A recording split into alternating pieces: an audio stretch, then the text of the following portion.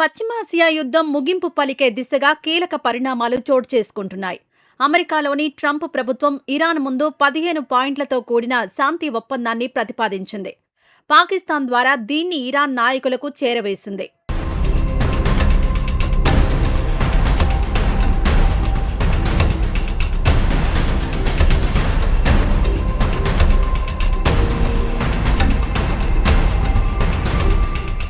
యుద్ధాన్ని ముగించాలంటే ఈ షరతులకు ఒప్పుకోవాల్సిందేనని ట్రంప్ తేల్చి చెప్పారు.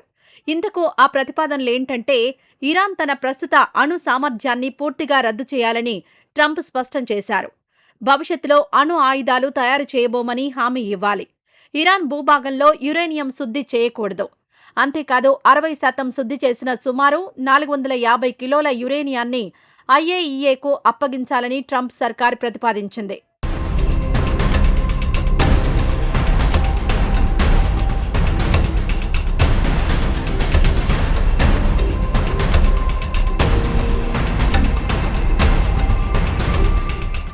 ఇక నాటాంజ్, ఇస్ఫహాన్, ఫోర్డో అణు కేంద్రాలను తొలగించాలి. ఐఏఈఏకి పూర్తి అనుమతులు, పర్యవేక్షణ హక్కులు ఇవ్వాలి. ప్రాంతీయంగా ఉన్న తన మద్దతు గ్రూపులను విడిచిపెట్టాలి. ఆ గ్రూపులకు నిధులు, ఆయుధాలు అందించడం నిలిపివేయాలి. హార్మోజ్ జలసంధి ఎప్పుడూ అందరికీ అందుబాటులో ఉండాలి. ఇరాన్ క్షిపణి ప్రోగ్రాంను పరిమితం చేయాలి. భవిష్యత్తులో క్షిపణులను స్వీయ రక్షణ కోసమే ఉపయోగించాలని ట్రంప్ సర్కార్ స్పష్టం చేసింది.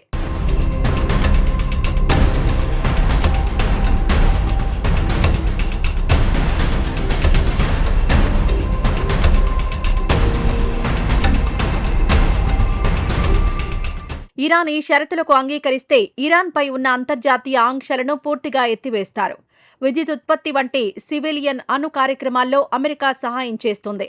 ఒప్పందం ఉల్లంఘిస్తే మళ్లీ ఆంక్షలు విధించే స్నాప్ బ్యాక్ విధానాన్ని తొలగిస్తారు. నెల సీజ్ ఫైర్ సమయంలో షరతులపై చర్చలు జరిపి ఇరాన్ అణు కార్యక్రమాన్ని నియంత్రించడంతో పాటు ఆంక్షలు ఎత్తివేయడమే ఉద్దేశంగా శాంతి ప్రణాళికను అమెరికా సిద్ధం చేసింది.